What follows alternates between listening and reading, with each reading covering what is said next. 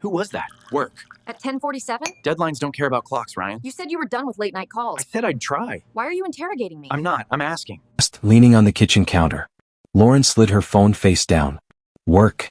At 10:47? Deadlines don't care about clocks, Ryan. She didn't look up. You said you were done with late night calls. I said I'd try. Her smile was quick. Why are you interrogating me? I'm not. I'm asking. She opened the fridge and shut it with a soft click. You're tired? That's all. She poured coffee like nothing happened. The room smelled like toast and cinnamon, like our life was still safe. From the outside we looked perfect. Austin mornings. 2 mugs. A shared calendar. People saw us and assumed we had it figured out. You want eggs? She asked. Sure. You're quiet, she said. I'm thinking. About what? About us. I kept it light. About how lucky I am. She met my eyes. You are lucky. The words should have warmed me. Instead they landed heavy. I rinsed my mug and kissed her cheek. I've got the early meeting. I'll see you tonight. Text me, she said, already scrolling. I always do. Good. Drive safe. Outside the air was warm even in the morning. I sat in my truck with my hands on the wheel, feeling like I just walked out of a room where something fragile was cracking. My phone buzzed. Jake, you alive? Me barely. Heading in. Jake, coffee at noon? Me same spot. At noon I met Jake at our usual place off South Lamar. He waved me over and slid a cup toward me. Man, he said, you look wrecked. I slept, I said. Technically. He leaned in. Lauren again? It was a work call. At almost 11? Deadlines, I repeated and hated how rehearsed it sounded. Jake didn't pounce. That's why he was my friend. He waited like he was giving me a chance to be honest before he said what he already believed. So, he said softer, are you okay? I'm fine. That's not an answer. I stared at my cup. We're good. We're stable. Jake snorted. Stable is what people say about a car when the check engine light's on. Thanks. He held up a hand. I'm not rooting for disaster. I'm saying you don't question her. Ever. Because I trust her. And why do you trust her? I blinked. Because she's my girlfriend. Jake laughed once without humor. That's a label, not a reason. My jaw tightened. What do you want me to do, spy on her? I want you to stop acting like loyalty means swallowing every weird thing. He tapped the table. Patience isn't the same as ignoring. My dad always said loyalty is earned by time, I said. You don't bail at the first rough patch. Jake nodded. True. But there's a line between staying and disappearing inside yourself. I didn't answer fast enough. He watched me. What changed lately? I could have told him. The new passcode. The way she angled her screen away. The sudden girls' nights. The way she said my name less like it cost her. But saying it out loud would make it real. So I shrugged. Nothing, I said. Jake's mouth flattened. Okay. Nothing. I forced a smile. You're dramatic. I'm realistic. His tone stayed calm. You know I'm on your side, right? I know. And I like Lauren, he said. She's smart. She's fun. He hesitated. But sometimes she looks at you like you're guaranteed. I laughed quick and fake. Guaranteed is good. Guaranteed is comfortable, he said. Until someone treats it like permission. My phone buzzed again and my body reacted before my brain did. Lauren, can you pick up wine tonight? Also, don't forget Saturday. I typed back, what's Saturday? Her reply came instantly. Lauren, my birthday party. Please don't be late. I stared at the screen. Saturday, I said out loud. Jake followed my eyes. Her party? Yeah. I slid the phone into my pocket like it weighed more than it should. She's been planning it. Jake's voice went careful. You excited? I should be. I tried to sound normal. It's just a party. Friends, music, cake. Harmless. Jake didn't smile. Harmless parties don't come with, don't be late. It's a reminder. It's pressure, he said. Like she's setting a stage. My phone rang before I could reply. Lauren's name filled the screen. I answered. Hey. Her voice was bright, almost too bright. Did you talk to Jake again? He texted. Why? Just asking. Pause. You're not letting him get in your head, right? I'm not a kid, Lauren. Good, she said, then lowered her voice. Listen, I need you solid this week. No moods. No weird energy. Weird energy? I repeated. Ryan, she warned like I'd done something wrong. Promise me. Okay. I can't do drama, please. I heard myself say, I promise. I wanted to tell him he was wrong. I wanted to go back to cinnamon and toast and a life that made sense. Instead I stood, grabbed my cup and made my face cooperate. Relax, I said. Saturday is just another night. But as I walked out into the bright Austin sun, my stomach stayed cold, like some part of me already knew that one harmless night was about to erase the man I used to be. The music was too loud, the crowd too familiar, but everything felt off. The lights in the living room bounced off the walls, casting a warm, almost dreamy glow over the people gathered. I could hear Lauren's laugh, always a little too perfect, always a little too rehearsed. It was supposed to be her night, her birthday celebration, but something about it felt like a performance. I was standing by the drinks table when Samantha Reed, Lauren's loud, reckless friend, walked up, a bottle of vodka in hand. You okay, Ryan? She slurred, grinning at me. Her hair was a mess, her eyes slightly glazed. She had probably already had a few drinks too many. I'm good. Just enjoying the party. Enjoying it? You mean enduring it, Samantha joked, tilting her head back and taking a big swig from the bottle. These parties always feel like a checklist, don't they? Music, alcohol, people. Done. I chuckled, trying to keep things light, but there was something about her presence that made me uneasy. She had no filter, no boundaries when it came to making jokes, and sometimes that was the only thing you could count on her for. But tonight felt different. I glanced over at Lauren, who was laughing with a group of friends, her hand on Daniel Brooks's arm, and something twisted inside me. She had been acting distant all night, more focused on the people around her than on the man she was supposed to be celebrating with. Hey, don't look so serious, Samantha said, waving her hand in front of my face. It's a party, man. Lighten up. I forced a smile. I'm fine. Just thinking. Samantha didn't seem to care much about that. You know, Lauren's really good at this whole balancing thing. She laughed, the sound harsh and loud. I mean, 2 lives? She's got it down to a science. The words hit me like a slap in the face. My chest tightened, and for a moment I couldn't breathe. I stood frozen, watching as Samantha took another swig, oblivious to the weight of what she had just said. I laughed, but it didn't feel right. What do you mean? I asked, trying to keep my voice steady. I couldn't let her see that her words had affected me. Not here, not in front of everyone. Oh, you know, Samantha said, leaning closer, the smell of alcohol on her breath. I mean, she's got a whole thing going on. You really don't see it? I glanced at Lauren again, and this time I couldn't ignore it. She was talking to Daniel now, her laughter a little too forced, her eyes darting around the room. It wasn't the same as it had been just a few months ago. Everything felt different now. I didn't answer Samantha right away. Instead, I studied her face, waiting for her to make the next move. I always observed first, always watched how things unfolded before I reacted. That's how I handled conflict, even when my gut told me to confront it head-on. But I couldn't do that tonight. Not in front of everyone. Not at her party. Lauren's reaction was delayed. I watched her from across the room as she caught the tail end of Samantha's words. She didn't seem shocked, just uncomfortable. She brushed it off with a half-hearted laugh, but I could tell it bothered her. The tension in her face was subtle, but it was there. And that was enough for me to know that something wasn't right. Samantha was still talking, but I wasn't listening anymore.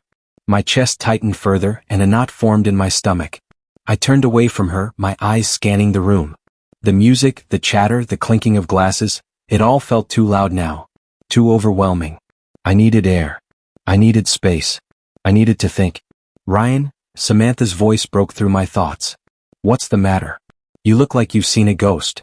I didn't answer right away. Instead, I made my way toward the balcony. The cool night air hit me the second I stepped outside, and I took a deep breath, trying to calm my racing thoughts. I felt betrayed. Not just by Samantha, but by the woman I trusted, the woman I loved. How could she balance 2 lives? How could she do this to me? I didn't know what to think anymore. Lauren's voice cut through the haze of my thoughts. Ryan. She was standing in the doorway, her hand on the frame. She looked like she hadn't decided whether she was going to come out or stay inside. I didn't turn around. I just stared out into the night, feeling the weight of everything crashing down on me. I don't know what's going on, I said quietly, more to myself than to her. I don't know what you're doing, but it's not what I thought we had. She didn't answer right away. Instead, she stepped out, the sound of her heels on the pavement sharp in the still air. What are you talking about, Ryan? It's just a party. You're overthinking it. But I could hear the unease in her voice. The way she avoided my gaze. I knew her better than that. I could tell when she was lying and I could tell when she was hiding something.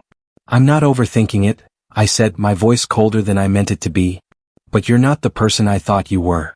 She stood there for a moment, then nodded as if she'd expected me to say it. I didn't want you to find out like this, she whispered, her voice barely audible. I didn't respond. I didn't know what to say anymore. Everything I thought I knew was slipping away. I felt lost, betrayed, and broken all at once. And that was just the beginning. The days after the party felt like a blur, like I was moving through someone else's life. I kept hearing Samantha's voice, that drunken joke about Lauren balancing two lives. It looped in my mind like a song I couldn't turn off. But I didn't confront it. I couldn't. The words felt too harsh, too real. It was easier to pretend it didn't matter, easier to tell myself I was overreacting. Lauren didn't act any different when we were together, but I could feel it. There was something off, something unspoken that hung between us, heavier than the air in the room. Hey, she said one evening as I sat on the couch, scrolling through my phone, pretending to be busy. What's up? Nothing, I answered too quickly. I didn't look up. Just tired. She sat beside me a little closer than usual. Her hand brushed against mine, but there was no spark. I tried to force the warmth back to make it feel normal again, but it didn't. I couldn't make myself believe everything was fine. You sure? She asked, her voice soft, almost too soft. You've been distant. I'm fine, I said again, my voice flat. I didn't believe it. She didn't believe it. But neither of us spoke the truth. Ryan, she sighed. If something's wrong, you know you can tell me. I wanted to shout everything out, tell her about Samantha's words, ask her why everything felt wrong. But I couldn't. So instead, I nodded and kept my mouth shut. I just don't feel like talking about it, I muttered. She paused, looking at me like she was waiting for me to say something more. But I didn't. After a moment, she let it go, leaning back against the couch. Okay. If you're sure. The tension wasn't new, but it was getting worse. And I hated it. But I hated even more the way I still wanted to believe her. I still wanted to trust her. It felt like I was fighting myself every day, torn between the truth I couldn't face and the lies I kept telling myself. The next few days, Lauren acted like everything was normal. Too normal. She joked more, made little attempts to keep the atmosphere light. Too light. I should have been suspicious, but I wasn't. I wanted so badly to be okay with it all. So when she made a comment about her work schedule, laughing it off like everything was fine, I laughed with her. I didn't want to question her again. But my mind wouldn't stop replaying what Samantha had said. What if it was true? What if Lauren had been living a double life all along? What if this was all just some carefully crafted illusion? I couldn't stop thinking about it. You're quiet today, Lauren remarked one evening. We were sitting on the balcony, the warm Texas air wrapped around us. I didn't want to lie again, but I didn't want to admit what I was feeling either. I'm just tired, I said, trying to keep it casual. Long day. Yeah, I get that. She leaned in a little closer, brushing a strand of hair behind her ear. But if there's something bothering you, you know you can talk to me, right? I didn't respond right away. I just stared out at the city skyline, the lights blinking back at me like some kind of answer I couldn't reach. Ryan, she said, her voice almost pleading. Talk to me. You're pushing me away and I don't know why. I'm not pushing you away, I said quickly, too quickly. I trailed off, unable to finish the sentence. I was a liar and she knew it. She didn't say anything for a long moment. Instead, she leaned her head against my shoulder, letting the silence fill the space between us. The contact was too soft, too familiar. And in that moment, I realized how much I missed it. I missed us. But that didn't make what I suspected go away. I had Jake on the phone later that night, pacing in the living room. I tried to keep my voice even, but it cracked when I spoke. Jake, I don't know what to do. What happened? He asked. His voice was low, cautious. I don't know, I muttered. Something's off. With Lauren. I can feel it, but I can't figure it out. Jake's silence stretched on for a moment before he responded. You're not crazy, man. I don't know her like you do, but something's wrong. Trust your gut. I'm trying to, I whispered, even though it felt like my gut was lying to me. But I don't know if I can trust it anymore. Then trust me, Jake said, a sharpness in his tone. You know I've got your back, right? But you've got to stop lying to yourself. You've got to face what's going on. If it's nothing, then fine. But if it's something, you can't just ignore it. I'm not ignoring it, I replied, but I knew I was. I was letting it all slide because I didn't want to know the truth. You have to be honest with yourself first, Jake said, his voice soft but firm. You can't keep denying what's right in front of you. I hung up a few minutes later, but Jake's words stuck with me. I knew what I had to do. But I wasn't ready to face it. I wasn't ready to let go of everything I thought I knew. The next few days, Lauren seemed to be acting normal again. Too normal. Her jokes were light, her laughter too loud, as though she were trying to keep me from seeing the cracks that had started to form between us. And I played along.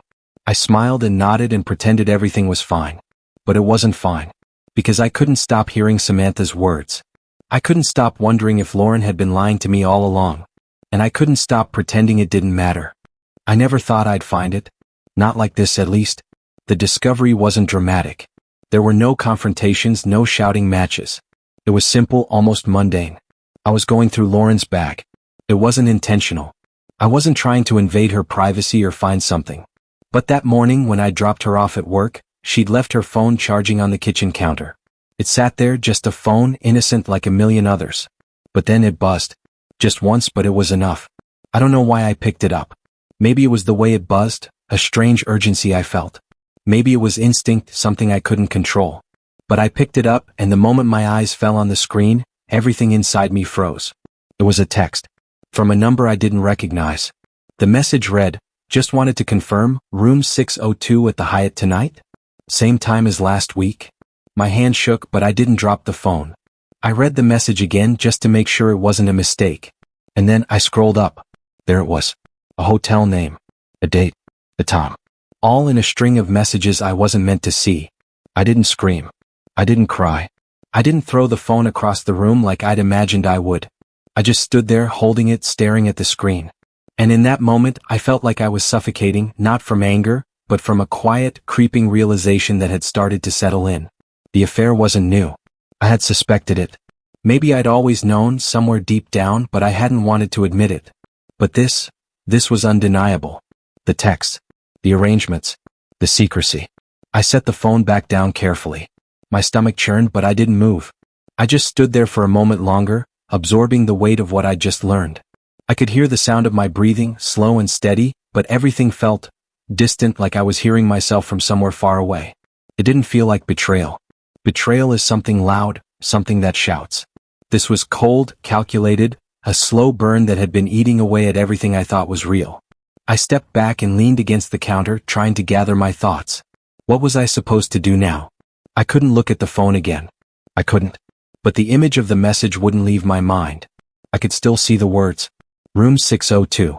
Same time as last week. They echoed in my head, each repetition like a slap to the face. The trust one had for Lauren, it died quietly in that moment. It wasn't a dramatic loss. It was the slow erosion of something that had once felt solid. And now it was just dust.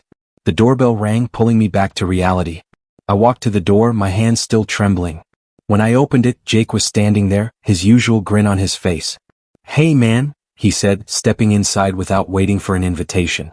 "You good? You look off." I didn't know how to answer. My brain felt fuzzy, like I couldn't string two thoughts together. How could I tell him that everything was falling apart? "Yeah," I said, the word feeling foreign. "I'm fine." Jake raised an eyebrow. "You sure?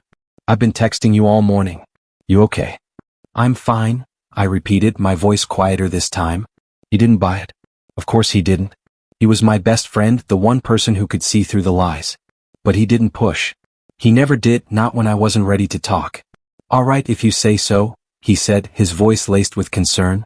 "But man, you look like you've seen a ghost." I half smiled at his joke, but it felt wrong. "I think I might have," I said, my voice dry. Jake nodded, sensing the shift in my mood. "You want to talk about it?" I shook my head, my gaze shifting back to the counter, to the phone I'd left there. The words on the screen were still in my head. "I don't know," I muttered. "I don't think I can." Jake didn't push. Instead, he stepped closer and sat down at the table, giving me space. But I could see it in his eyes. He knew something was off. "Ryan," he started, his tone more serious now. "Whatever's going on, you know I've got your back, right?" I nodded.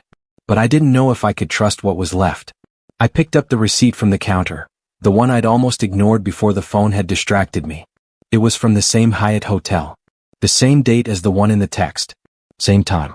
I looked at Jake, my chest tightening, the weight of everything crashing down on me. "I didn't want to know," I said softly. "But I found it. The proof." Jake's expression softened. "Man, I'm sorry. I didn't respond.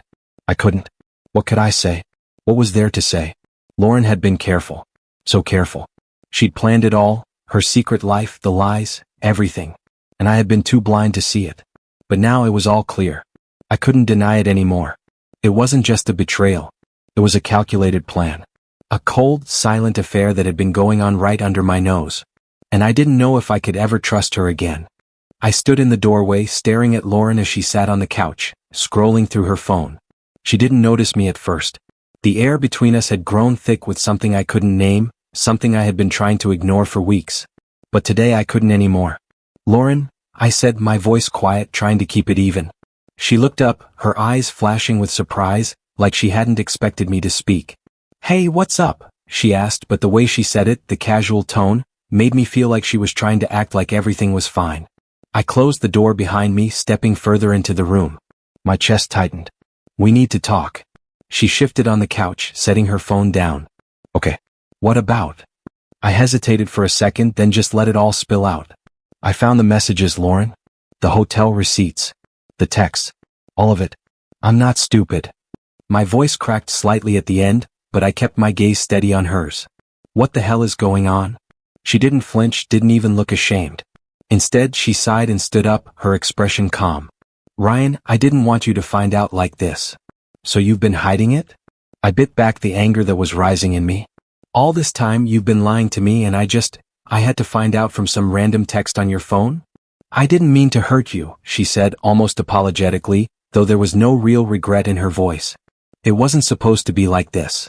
Then how was it supposed to be? My voice was rising now, but not in anger, more in frustration and disbelief. What the hell am I supposed to think, Lauren? I trusted you. She stepped closer to me, trying to meet my eyes, but I couldn't look at her for long. I never meant to betray you, Ryan.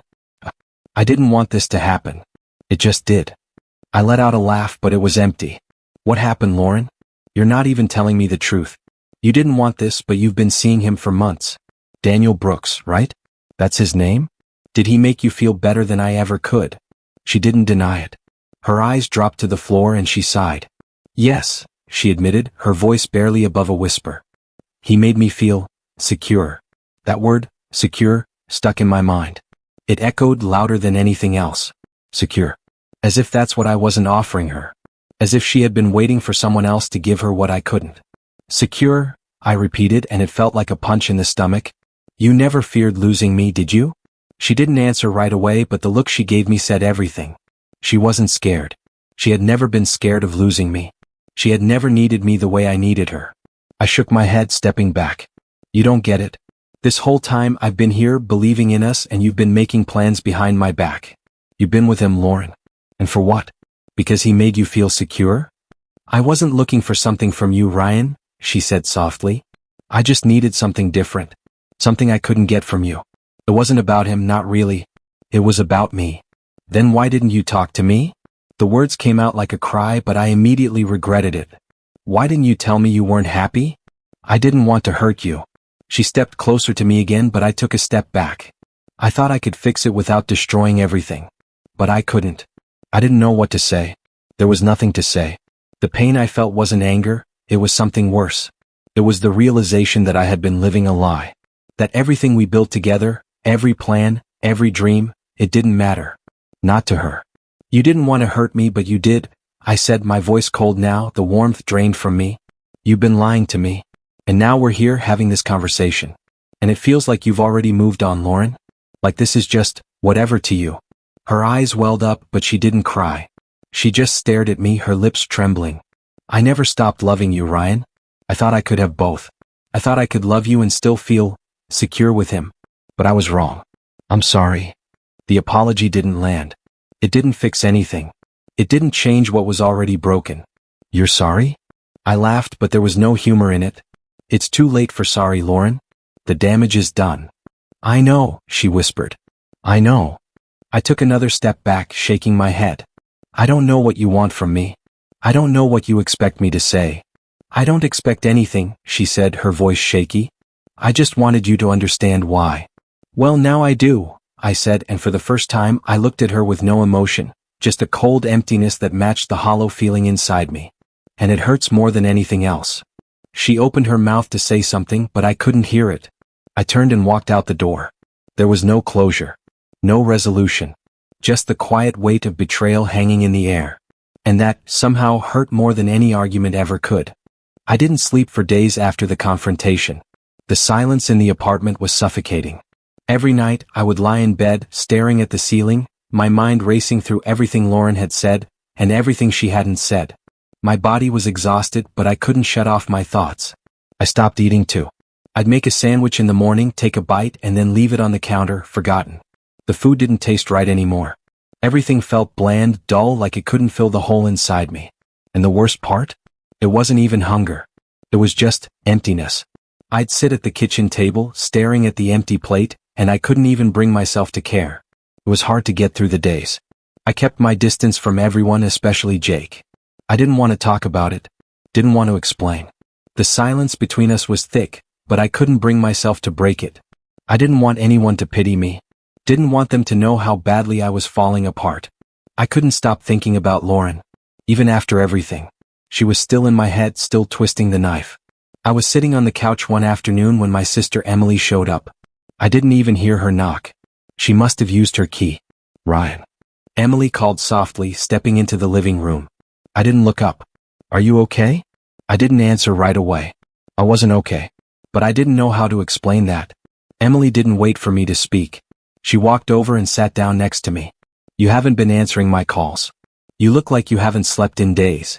I'm fine, I muttered, even though I wasn't. I didn't know how to say it. I didn't know how to tell her everything that had happened. Ryan, she said gently, her voice a little softer than usual. I'm your sister. You don't have to keep it all to yourself. I let out a bitter laugh. Yeah, I do. You don't need to know about this. You're not fine, she said, her tone firm but understanding. And I know you're not fine because I can see it. You look like you're falling apart and I don't know why. I don't know what's going on, but I know it's tearing you up. I couldn't hold it in anymore. My voice cracked when I spoke, the words coming out in a rush. It's Lauren. She's been seeing someone else. She's been cheating on me, Emily. I felt her freeze beside me, the shock on her face matching what I felt. Oh, Ryan. I'm so sorry. I had no idea. She hesitated, then placed a hand on my shoulder. How long have you known? Just a few days. My voice was low. I found the text, the receipts, everything. She was silent for a moment. I couldn't look at her. I stared at the floor, avoiding her gaze. Do you want to talk about it? She asked, her voice gentle. I shook my head. I don't know what there is to say. She didn't even fight for me. She just let me find out on my own. Like it didn't even matter. Emily sighed, rubbing my back gently. It matters to you.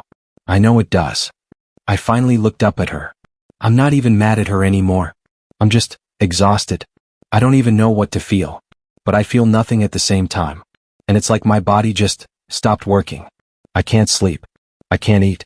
I can't think straight. She frowned. Ryan, that's not healthy. You need to take care of yourself. I didn't respond. I didn't know how to explain it. It wasn't just about losing Lauren. It was the realization that I had invested so much in someone who didn't care the same way I did. It was the betrayal, the lie, the hollow feeling that came with knowing she never really feared losing me. I'm moving out, I said finally, breaking the silence. I can't stay here. I can't be around her anymore. Emily didn't say anything for a long time. She just sat with me, offering her quiet support, her presence more than enough. Where will you go? She finally asked. I don't know. I haven't figured it out yet, I admitted. But I can't stay here. Then you'll stay with me for a while, she said, her voice firm. You need to get out of here. I'll help you pack. You don't have to do this alone. I nodded, grateful but still lost. The thought of leaving felt like I was losing more of myself. But I couldn't stay in that apartment. It was suffocating. I don't even want to talk about Lauren to anyone, I said, feeling the weight of the secret still on my shoulders. I don't want to ruin her image. She's still everyone's friend. I'm not going to be the guy who drags her down. Emily's face softened and she placed her hand on mine. Ryan, you don't have to protect her anymore. You're the one who deserves to heal, not her. I didn't know how to respond. I didn't know if I would ever heal. The rest of the day passed in a haze. Emily helped me pack up what little I had left. I didn't want to look at the apartment anymore, didn't want to be reminded of the life I thought I had. By the time I left, my body was drained, my mind exhausted. But I felt like I was finally taking the first step away from the wreckage. It was strange seeing Lauren and Daniel together. It wasn't like I hadn't known it was happening. I had the proof, the receipts, the texts. But seeing them laugh together, sharing private jokes, looking like a picture-perfect couple, it stung in a way I didn't expect. It was like I could feel the betrayal in my chest all over again, but this time I didn't react. I stood back, watching them from across the room at a party one Saturday night. It was supposed to be a gathering with friends, but now it just felt like a stage where I was the audience, watching my life unfold in front of me. I could see the way Lauren's eyes sparkled when she looked at Daniel, the way he touched her arm lightly as they spoke. I knew that touch. That used to be me. But I didn't react. I didn't storm over to them, didn't make a scene. I didn't even feel the anger I expected. All I felt was a kind of cold clarity. It was the first time in months that I truly understood what I was dealing with. I saw Mark Benson across the room, his eyes flicking between me and the happy couple. His usual smile was tight, uncomfortable. I'd known Mark for years, but now I could feel the shift.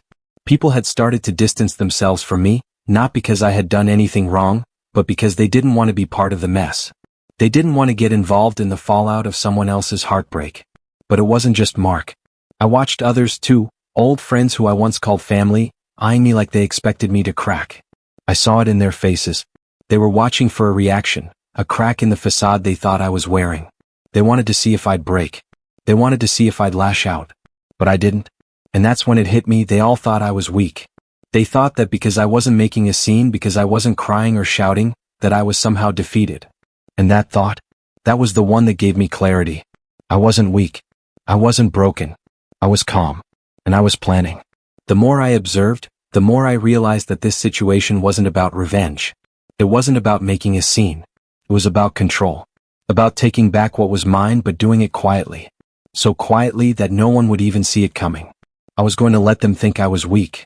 I was going to let them assume that I was broken, that I'd given up. But I hadn't. I stood there for a few moments longer, letting the weight of everything sink in. I saw how Lauren glanced over at me, but only for a second. She didn't look away quickly. She didn't seem guilty. She didn't seem anything. She seemed like she was waiting for me to react. But I didn't. I took another step back, my eyes never leaving her. She was wrapped up in her world with Daniel, completely unaware of the storm brewing inside me. She thought I was letting go. She thought she was safe. And that was when I realized that, if I wanted, I could end this in an instant. I could destroy her world. I could do it so easily. It would be so simple. But I didn't want to. Not yet. I wanted to watch her. Watch them. From the shadows. Let them think they were winning. Let them think they were untouchable. Hey man. Jake's voice snapped me out of my thoughts. He was standing beside me now, a drink in his hand, watching the same scene unfold. I turned to him, my face neutral. Yeah. You're good. He glanced back at Lauren and Daniel, then back at me. You look like you're thinking a lot. I'm fine, I said, my voice low. I didn't need to say more. Jake knew me well enough to know when I wasn't fine, but he also knew when to back off. Okay, he said, his eyes narrowing slightly. Just, don't let this stuff eat at you. You're better than all this. I didn't answer. What was there to say? I didn't need him to tell me that. I already knew. The truth was, I wasn't sure what I was going to do yet. But the one thing I was sure of was that I wasn't going to let them get away with thinking I was weak. I wasn't going to make any big moves. Not yet. I wasn't ready to show my cards. But I was ready to let them think I had nothing left. Because in the end, they'd be the ones who underestimated me. And when the time came, when everything fell apart, I'd be standing, watching, knowing exactly how it all would play out. So I stayed quiet. I stayed calm. I stayed still. And I let them think I was weak. I didn't expect much when I walked into Victor Hale's office. He wasn't the kind of mentor I had imagined, a soft-spoken guru or an old sage dispensing wisdom from a cozy chair. No, Victor was a man who spoke in clipped sentences, who saw everything for what it was and nothing more. The office was minimal, sleek, and cold, just like him. He looked up from his desk as I stepped in. His eyes were sharp, calculating, like he could already read me. You're late, he said, his voice neutral but carrying an undercurrent of something I couldn't place. I know, I replied, shrugging. I'm not great at punctuality. Time is power, Ryan. Waste it and you lose. That's the first lesson. I nodded, not sure if I should apologize or just listen. Sorry, I guess. Victor didn't respond to the apology. Instead, he gestured to the chair across from his desk. Sit. We don't have time for pleasantries. I sat, the chair cold against my back. I don't really know where to start, I admitted, feeling like an idiot for even being there. I stopped myself, unsure if I should even say what I was thinking. Victor didn't wait for me to finish. Start with yourself. What do you want?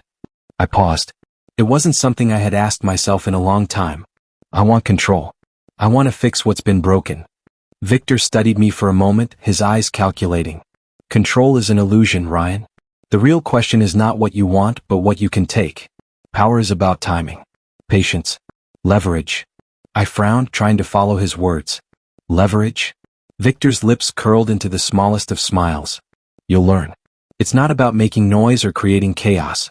It's about knowing when to act, when to stay silent, when to let the world do the work for you. I wasn't sure if he was speaking in riddles or if I was just too caught up in my own head to understand him fully. So, you're saying I should just wait? Exactly. Silence is more powerful than any reaction. When everyone expects you to explode, to act out of emotion, that's when you stay quiet. Let them think you're weak. Let them underestimate you. His words hit me harder than I expected. I'd been living my life reacting, chasing after answers, seeking closure that I would never get. But how do I take back control without making a scene? Without letting people see what I'm doing? Victor leaned back in his chair, folding his hands in front of him. By letting the world play itself out. You don't need to force it. All you need to do is recognize your moment and make it yours. I sat back, feeling a sense of weight lift off my shoulders, even though I didn't fully understand everything he was saying. You're not telling me to get revenge, are you? He didn't blink. Revenge is impulsive. Power is about strategy. You'll get what you want by making the right move at the right time. It's never about emotion.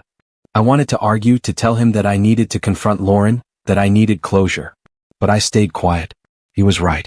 If I was going to rebuild myself, it had to be on my terms. Not out of anger or hurt. So, I just wait? I asked, almost skeptical. Victor's gaze hardened.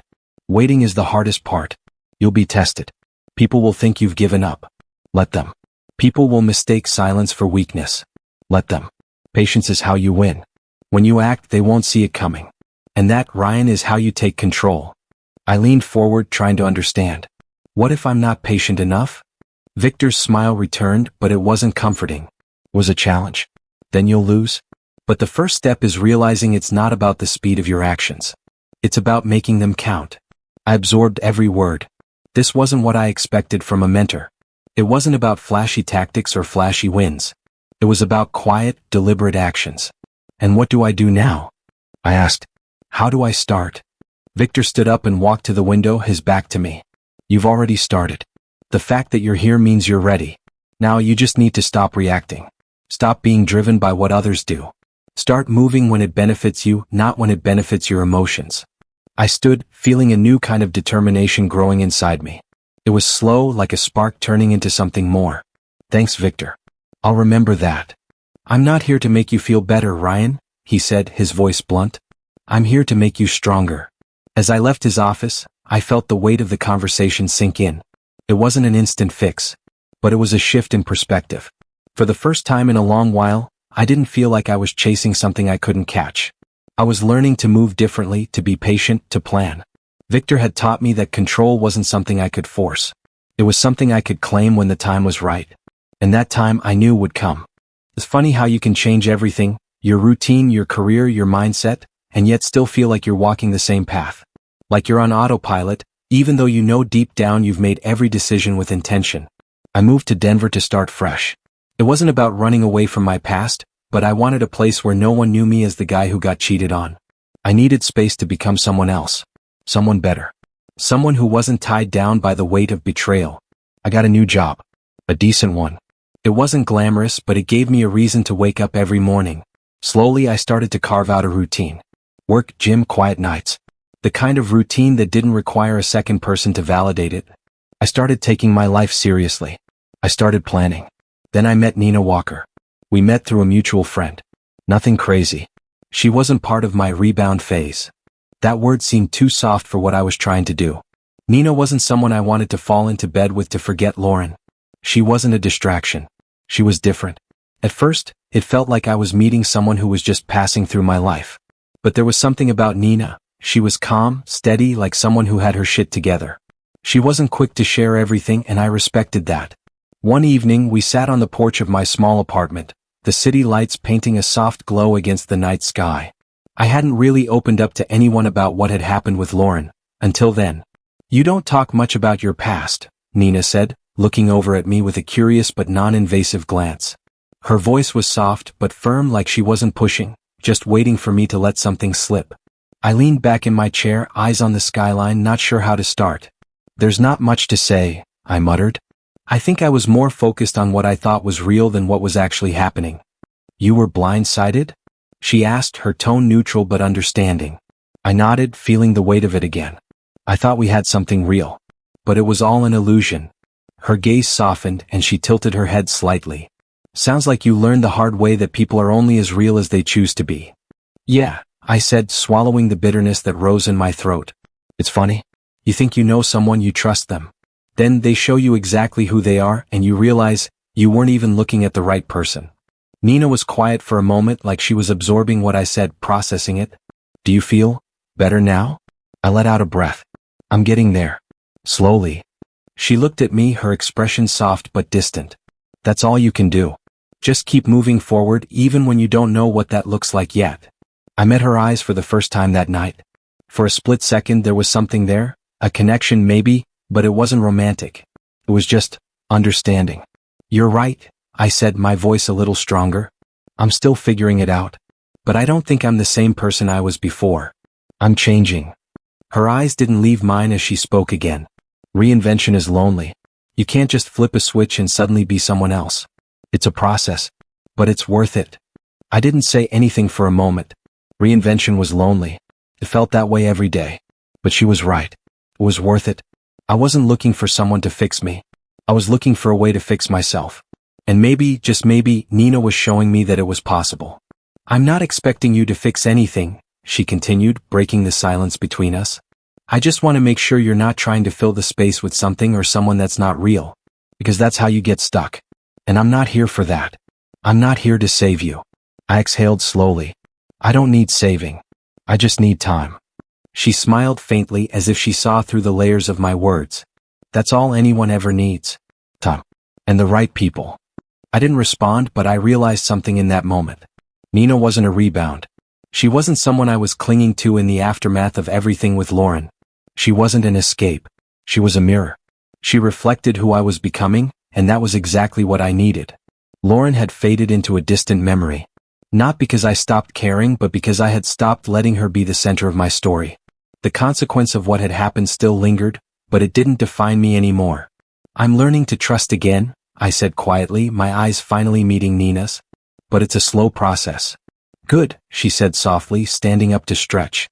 "Take your time. But don't let the past steal your future." I watched her walk inside, a sense of calm washing over me. Reinvention was lonely. But it was necessary. And I wasn't doing it alone anymore. I didn't want to rush it. I didn't want to jump in and start burning bridges, throwing everything I'd worked for away in a desperate fit of rage. The thing about patience, about letting karma do its job, is that you have to stay calm when everything around you is falling apart. And believe me, everything around Daniel was falling apart. I had known for a while that Daniel Brooks' success wasn't as solid as it looked. It was all a carefully curated image, built on fragile deals and under-the-table agreements. He liked to present himself as this untouchable businessman, someone who had it all figured out. But I wasn't buying it anymore. I had access to the information. All the things he thought were safe in the dark, all the secrets he thought no one knew. His empire was built on a foundation of lies, and I had the blueprints to bring it all down. But I didn't do anything. I didn't step in. I didn't confront him. I didn't make any moves. I just watched.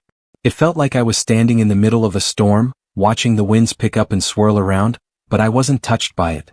Not yet. I'd learned the art of waiting. The world was doing its job. Chaos was creeping in slowly, quietly, while Daniel thought he was in control. I was having dinner with Jake one evening, a casual thing just to check in. He'd been worried about me lately, ever since I'd pulled back from the group and started focusing on myself more. "So," Jake said, poking at his food, "what's your next move?" I knew what he meant. He was talking about Daniel. Talking about Lauren. He didn't know everything, but he knew I wasn't just sitting around doing nothing. I'm not doing anything, I replied, keeping my tone neutral. Jake looked at me, eyebrows furrowing. What do you mean? I thought you were going to do something. I shrugged. I'm letting things play out. Sometimes the best move is no move at all. He paused, clearly processing my words. You're waiting for karma to take care of it? I nodded, leaning back in my chair. Karma doesn't rush, Jake. It doesn't need to. It works at its own pace. And when it hits hard. Jake took a long sip of his drink before speaking again. You sure about this? It feels like you've been holding back, like you're waiting for something. I am, I said, locking eyes with him. I'm waiting for Daniel to screw up. And he will. They all do. People like him think they're untouchable until they're not. Jake gave a slow nod, his face thoughtful. I get it. But it's risky, Ryan. You can't control how things go down. I don't need to, I said. I just need to stop protecting his secrets. That's all. And I did. Slowly, I started to let the information I had slip. A mention here, a whisper there. Just enough to make things start moving without me having to do anything directly. And sure enough, things began to shift. His fragile deals started to look shakier. His trusted business partners began to ask questions. People started looking into his past, the deals he'd made, the corners he'd cut. It was all coming to light, piece by piece. I didn't feel any thrill when it started. At least not right away. The first time I heard one of his associates on the phone, whispering about discrepancies in the books, it didn't make me feel victorious. It made me feel afraid. Because I knew what was coming. And the fear wasn't about losing. It was about the kind of power I was unleashing. I was no longer the man who would react with anger, with violence, with confrontation. I wasn't going to destroy him directly. I was going to watch his world fall apart, piece by piece, until there was nothing left. And that's when I realized, it wasn't the revenge that felt powerful. It was the control I had over the situation. The ability to let things unfold without getting involved, knowing the chaos would hit and it would hit hard. I wasn't in a rush. I wasn't hungry for instant gratification. I was patient, and that was the real power. By the time I met Daniel in person again, he was already unraveling. He didn't know it yet, but I could see it in his eyes. The confidence was gone. The calm exterior was cracking. He was desperate, scrambling to fix things he couldn't control. And the best part? He didn't even know who was behind it. He didn't know I was the one pulling the strings. I wasn't trying to ruin his life. I was just letting the universe do it for me. When he tried to talk to me at the bar a few days later, his usual bravado wasn't there. He was still charming, still arrogant, but the edge was gone. I saw through him now. He didn't have power anymore. He was just a man who thought he was invincible, about to get his comeuppance. Ryan, he said, leaning in, trying to make eye contact like we were still friends. You've been quiet lately. Too quiet. I'm just letting things play out, I said, my voice calm, controlled. His eyes flickered with confusion. What do you mean? I leaned back in my chair, the faintest smile tugging at my lips. Exactly what I said. Karma doesn't rush. It doesn't need to. It works on its own time. His smile faltered, and for the first time I saw doubt in his eyes. It had been a few weeks since I'd cut ties with Lauren, since I'd decided to stop chasing answers, to stop hoping for some kind of closure that would never come. I'd been focusing on myself, rebuilding. My routine in Denver had become a kind of armor, keeping me busy, keeping me from thinking too much. But then she contacted me. It started as a simple text. Just her name flashing on my phone, like nothing had ever happened. I stared at it for a long time before I opened it. Ryan, we need to talk. I know I don't deserve your time, but I've been thinking about everything. Please let me explain. My stomach tightened. I wasn't sure if I was angry, indifferent, or just numb. I didn't reply right away. I let the words settle, let the moment drag on. Then my phone rang. I didn't have to look to know who it was. I picked up. What do you want, Lauren? Her voice was quiet, hesitant. Ryan, I know you're angry. I deserve that. But I can't keep pretending like nothing happened. I've been thinking about everything, about you, about us. I leaned back in my chair, not responding right away. Her words were heavy, but I couldn't tell if it was regret or just fear in her voice. It wasn't love. Not anymore. And now you want to talk? I asked, my tone flat. Now you want to explain yourself? Yes, she said quickly, her voice tight. I've been trying to understand what happened. And I know I can't fix it, but I need to say I'm sorry. I can't move on without saying it to you. I almost laughed, but I didn't. Instead, I felt a strange emptiness wash over me. You didn't think about this when you were with him, did you? You didn't think about me at all, Lauren? There was a pause, a long, drawn-out silence. I could almost hear her trying to find the right words, the words that might fix everything. But I wasn't interested in her fixing anything anymore. I didn't want to hurt you, she said finally, almost pleading. I wasn't trying to destroy us. I thought it was something I could handle. I thought I could keep everything together. But I was wrong. And now, I regret it. I regret it more than you'll ever understand. I didn't answer. I just let the silence stretch between us. She was waiting for me to speak, waiting for me to say something, anything that would give her some kind of redemption.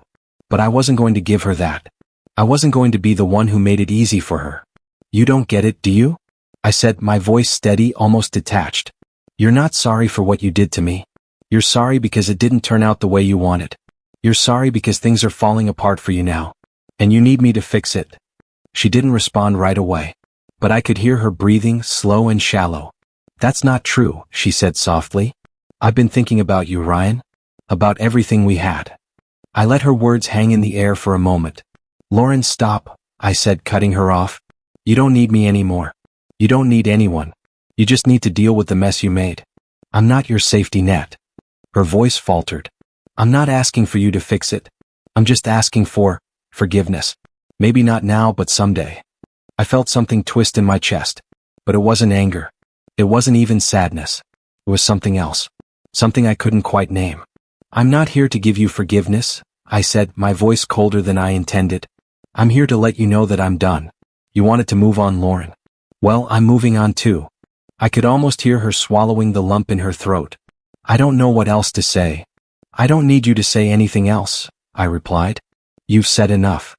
There was another long pause, and I almost expected her to beg me to reconsider, to ask me to come back. But she didn't. Instead, I heard her take a shaky breath. I'm sorry, Ryan, she whispered. I really am. I didn't say anything. I just hung up. The call ended, but it didn't feel like it. Something lingered in the silence afterward, like a door closing gently that should have slammed. I wasn't angry anymore. I wasn't heartbroken.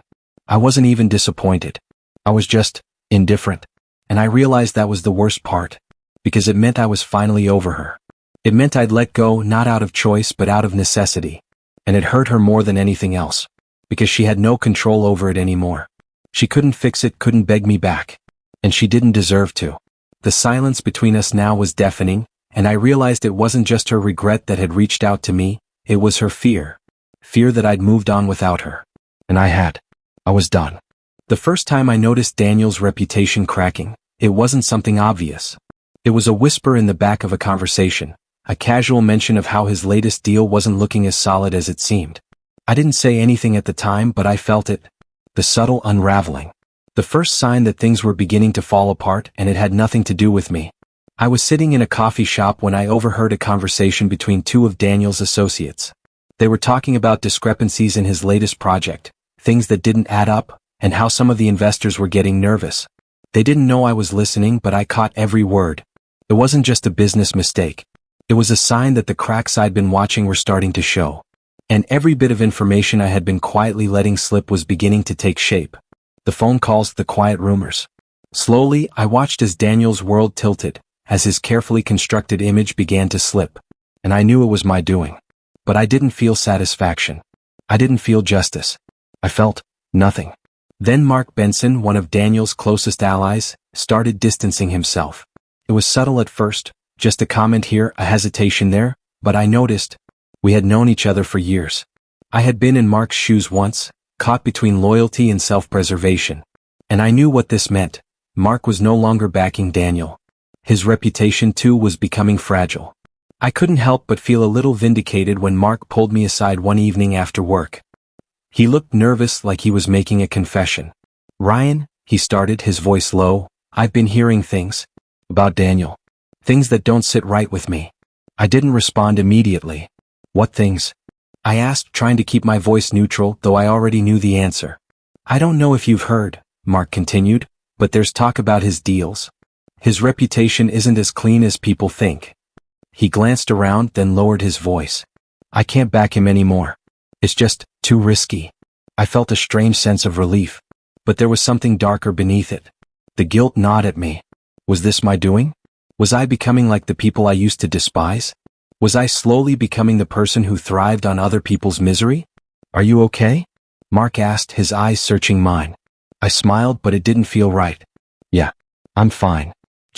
I trailed off, unsure how to finish that sentence. Was I really fine? As the days went on, the weight of what I was doing started to settle in. It was like watching a train wreck in slow motion. I had been content to sit back and let karma work, but now it felt different. Was I really letting things unfold, or was I actively driving the chaos? I tried to ignore the discomfort growing inside me, tried to tell myself I wasn't the one pulling the strings. But deep down I knew I was. I had information. I knew the weaknesses. And I wasn't exactly keeping it to myself. The silence I had practiced for so long was finally costing me. And that cost wasn't just about letting others self-destruct. It was about the toll it was taking on me. My hands were clean, but my conscience wasn't. That evening I called Emily. She picked up on the second ring, and I could hear the tiredness in her voice. Ryan? Everything okay? No, I said, my voice heavy. I think I'm losing myself. I don't know who I am anymore. She was silent for a beat before she spoke, her voice soft but sharp with concern. What do you mean? What's going on? I'm watching Daniel fall apart, I said, letting the words spill out. I'm watching Mark turn on him. And I don't feel anything. I don't feel good about it. I don't feel justice. It's like I'm becoming the person I never wanted to be. Emily sighed, a long drawn-out breath, like she was trying to process what I was saying. Ryan, you've been through hell. I get it. But what you're doing right now is not helping you. It's not giving you peace. You're using other people's pain to fix your own. I'm not, I protested. But even as I said it, I felt the lie curl up inside me. Yes, you are, she said, her voice firm. You can't keep living like this. You're trying to make him pay, but you're not making him pay for what he did to you. You're punishing yourself. I stayed silent, absorbing her words. I knew she was right. But it felt easier to keep pushing, to keep watching. It was easier to stay numb than to face what I had really become. I don't know how to fix this, I said finally, my voice cracking slightly. Emily's tone softened. You don't need to fix anything. Just stop. Stop watching it burn, Ryan. Stop letting it eat at you. There's no peace in this. There's only chaos. Her words lingered in my mind long after we hung up.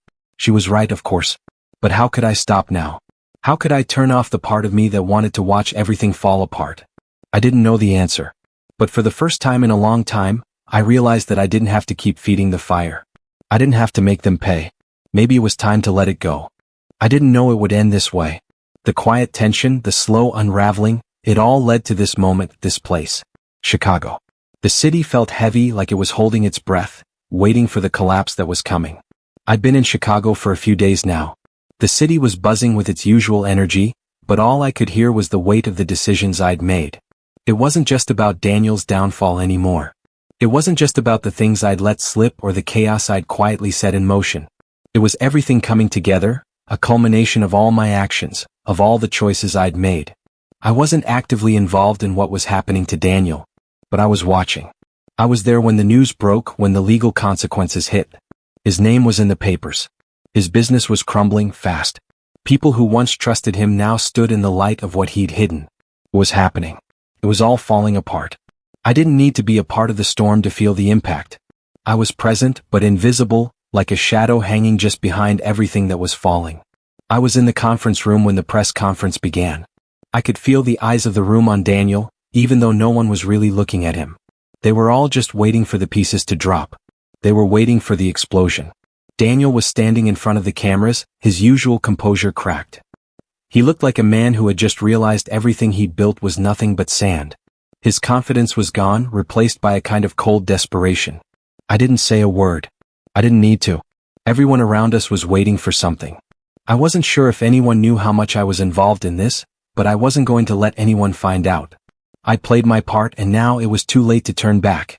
Do you have any comments on the allegations? One of the reporters asked, their voice sharp, cutting through the silence like a knife. Daniel's mouth tightened, his jaw clenching as he tried to hold it together.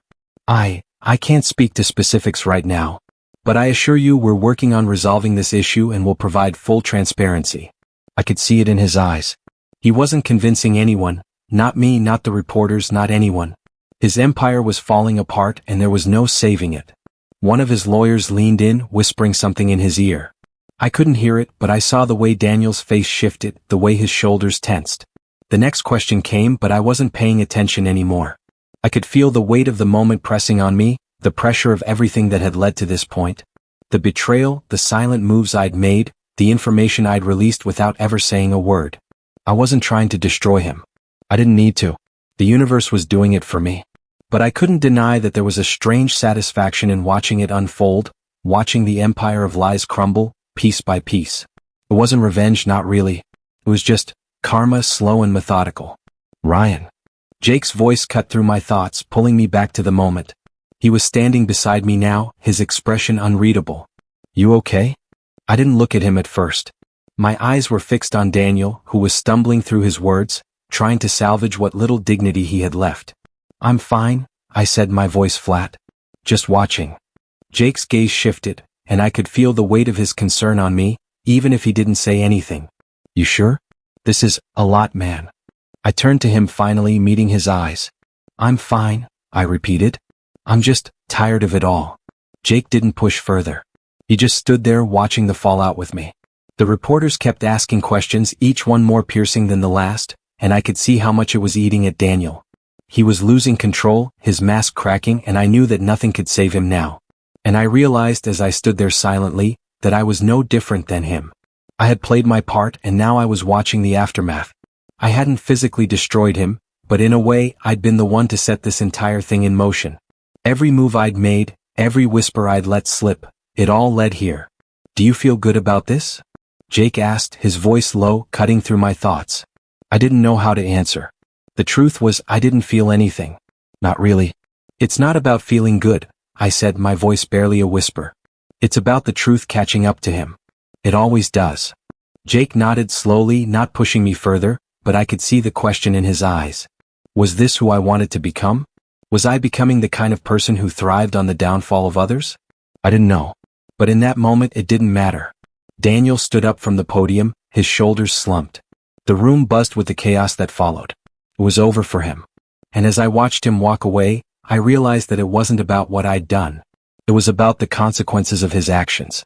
And those consequences were now crashing down on him, and I was just a spectator. As he walked out of the room, I caught his eye. For a moment, there was a flicker of recognition, of understanding between us. He knew. He knew that the silence, the waiting, was the worst part. Because sometimes the worst thing you can do to someone isn't confront them. It's letting them fall, watching them break without lifting a finger to stop it. And that, in a way, was the most powerful thing of all. It had been a few months since everything had fallen apart. I had moved on in my own way.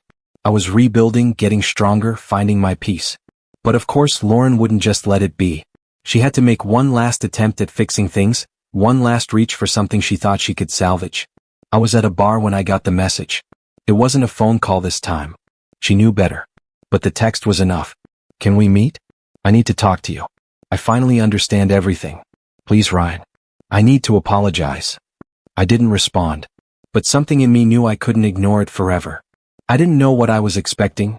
Maybe some sort of grand explanation, or maybe just another broken apology. But I couldn't stay silent forever. So I agreed to meet her. I showed up at the same place we'd used to frequent. It was quiet now, almost too quiet for something so heavy. Lauren was sitting at the table, her face drawn, tired. She had the look of someone who had finally come to terms with the weight of what she had lost. I sat down across from her. We both stared at each other for a long time before she finally spoke. Ryan, I don't know where to start. Her voice was quiet, almost hesitant, like she wasn't sure if she had the right to say anything. I didn't say anything. I just watched her, waiting. I know I've destroyed everything between us, she continued, her eyes searching mine. I can't fix it, I know that. I was so caught up in myself, in my own issues, that I completely destroyed everything I had with you. But I understand now. I get it. I raised an eyebrow. Do you? She nodded slowly, tears welling up in her eyes. Yes. I didn't just lose you. I lost everything. I lost my identity, my sense of stability. I thought I could juggle everything, but I couldn't. And now, everything is falling apart. Daniel, my career, the respect I had, it's all gone. I leaned back in my chair. You finally see the picture, huh? Lauren nodded again, her gaze dropping to the table. I see it now. I see what I lost, what I gave up. And I hate myself for it. I know I can't fix it, but I can at least apologize. Please, Ryan, I'm begging you, can you find it in yourself to forgive me? The words were familiar, but they didn't hit the same way anymore. I wasn't angry. I wasn't even sad. It wasn't forgiveness I was after anymore. I was beyond that. Beyond her. Lauren, I'm not going to forgive you, I said, my voice steady. And I'm not going to pretend like everything's fine now. You can't just erase what you did by saying you're sorry. You made choices and you have to live with the consequences of those. She flinched, but I didn't soften. I couldn't. She had the audacity to ask for forgiveness, but she didn't even understand what she was asking for. It wasn't about me anymore. It was about her own realization of what she'd lost. And I wasn't going to make that easier for her. I'm not saying this to hurt you, Ryan, she said softly, tears starting to fall. I need to know you're okay. That you can find peace in this. I need to know that you'll move on from all this. I didn't answer right away. I just stared at her, letting the silence stretch. It wasn't my responsibility to reassure her anymore. She had made her bed and now she had to lie in it. I'm fine, Lauren, I said finally. I've been fine for a while now. She wiped at her eyes, clearly struggling to keep her composure. But you don't hate me? She asked, almost pleading. After everything I did, you don't hate me? I leaned forward slightly, my voice quiet but firm. I don't hate you, Lauren. I just don't care anymore. Not the way I used to. She looked at me with those wide, desperate eyes, like she was waiting for something, anything, that would allow her to fix it. But there was nothing left to fix. Nothing between us except the ghosts of what we once were.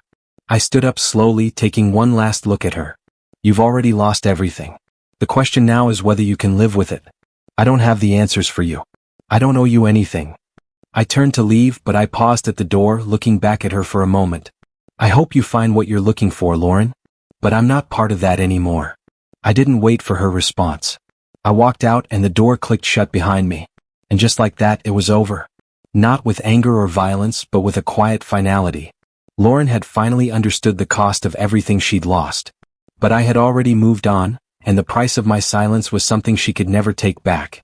I thought revenge would feel loud. I thought it would feel like an explosion, something that would give me satisfaction, make me feel like I had control again. I pictured the moment where everything came crashing down, where Daniel's world fell apart and I would be standing there watching it all burn, my hands clean of the mess. But when it actually happened, when I saw everything crumble, when I knew deep down that I had helped make it happen, it didn't feel loud at all. It felt empty. And that emptiness, it was freeing. I never told Nina exactly what I had done. Not because I didn't trust her, but because I didn't need to. She didn't ask for the details and I didn't offer them. What we had between us wasn't about the chaos I had unleashed. It was about me rebuilding myself. She saw the change in me even when I didn't see it in myself. We were sitting on the couch one evening after dinner, the city lights casting a soft glow through the windows. I had been quiet for a while, reflecting on everything, on the quiet victory that had come after months of patience. You've been quiet, Nina said, glancing at me, her voice soft but not uncertain. What's on your mind? I stared at the wall, trying to find the right words. Revenge? I began slowly, the word feeling heavier than I expected. It didn't feel like I thought it would. You know, when everything was happening, I thought it would feel satisfying. But it didn't.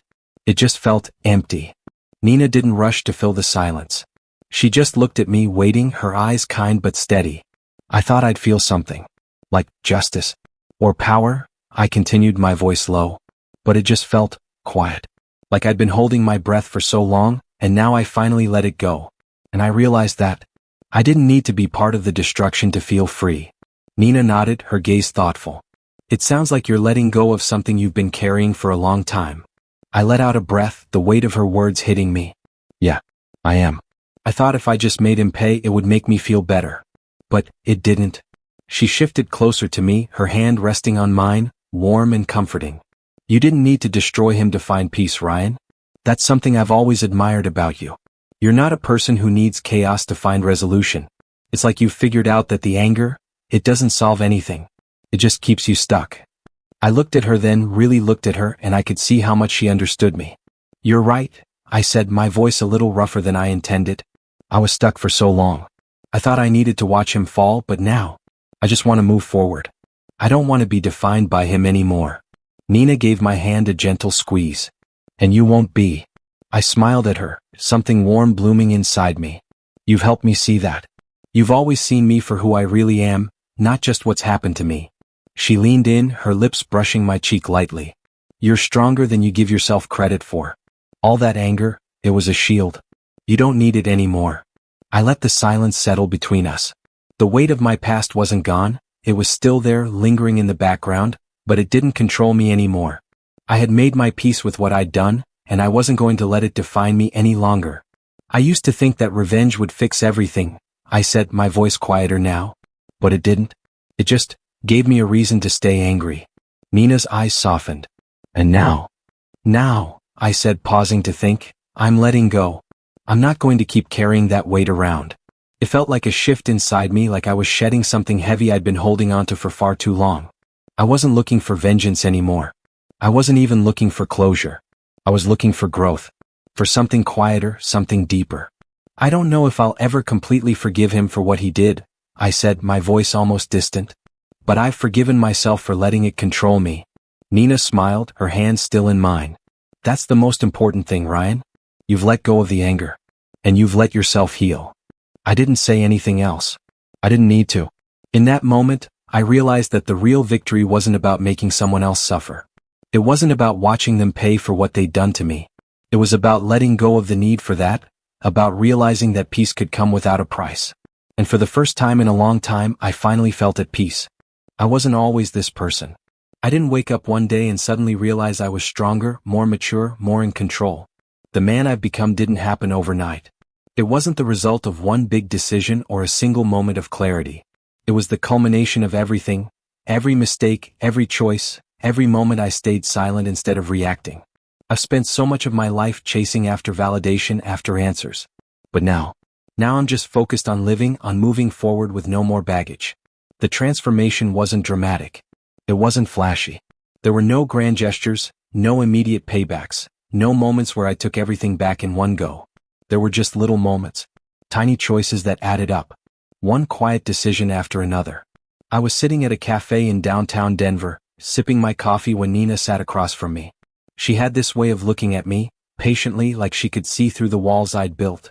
She never pushed me to open up, but she was there when I did. You're quieter than usual today, Nina said, folding her hands in front of her, leaning in slightly as if waiting for me to speak. I looked at her, feeling the weight of her words, of her presence. I guess I'm just reflecting. I paused, taking a sip of my drink before continuing. I've been thinking about how much I've changed.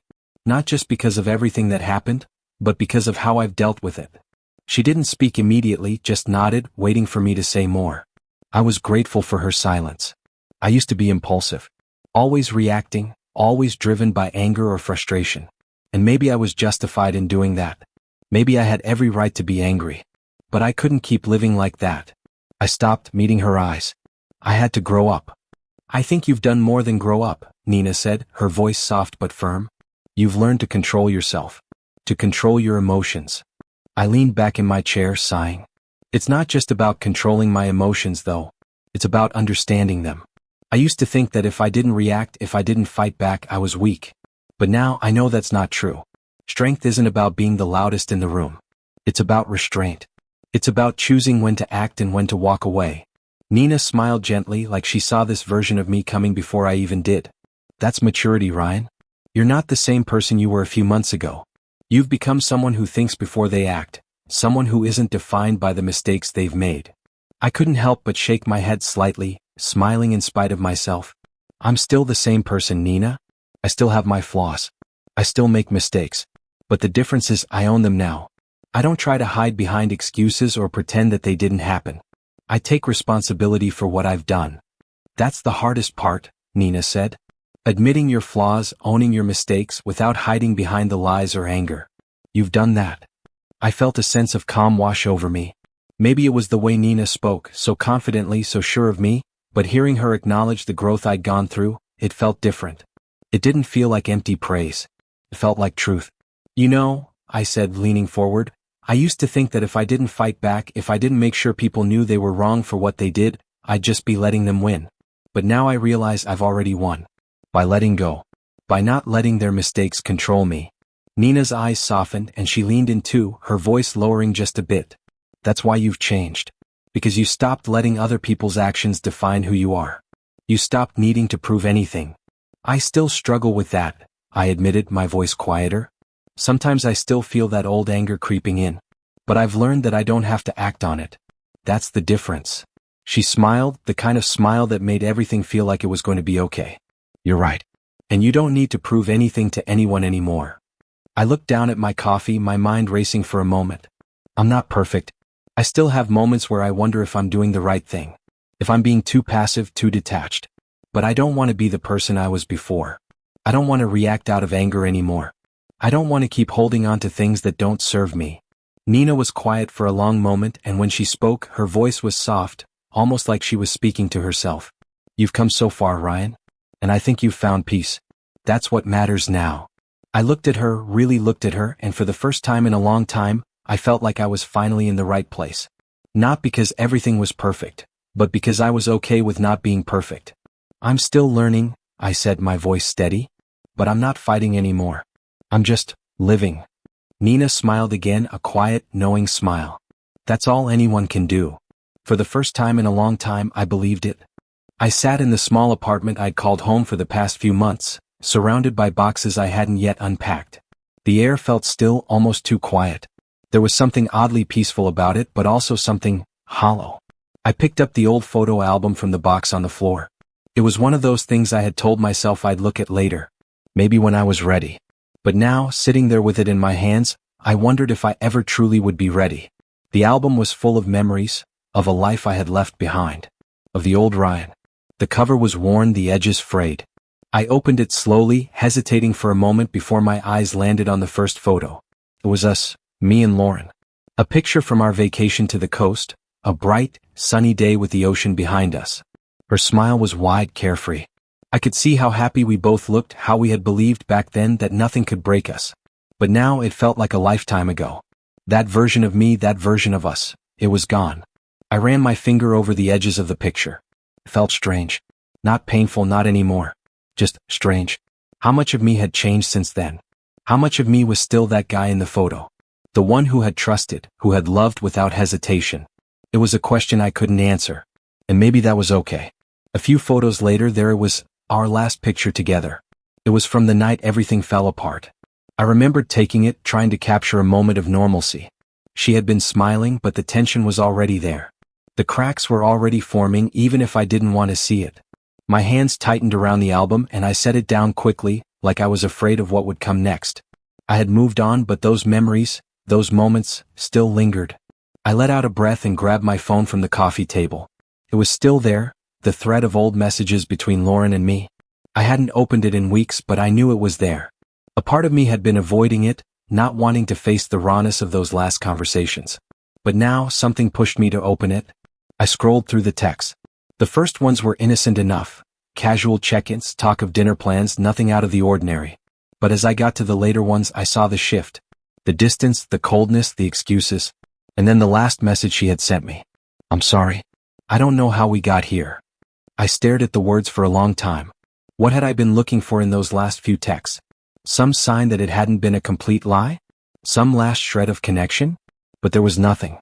Only the emptiness of something that had ended before I even realized it had started to unravel. I put the phone down, sitting back in the chair. That's when I realized something. I had closure. Not because of anything Lauren had done or said, but because I had finally stopped searching for it. I had stopped needing her to give me the answers, to apologize, to fix what was broken. I glanced around the room.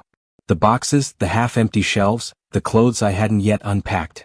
All reminders of the person I was trying to become. The person who didn't need someone else to complete him. The person who could move on, who could walk away without looking back. The phone buzzed suddenly. I glanced at it, expecting some new message. It was from Jake. You good? I smiled a little. I hadn't heard from him in a few days, but the simplicity of the message felt like the exact thing I needed. No pressure, no digging. Just checking in. That's what real friends did. I typed out a quick reply. Yeah.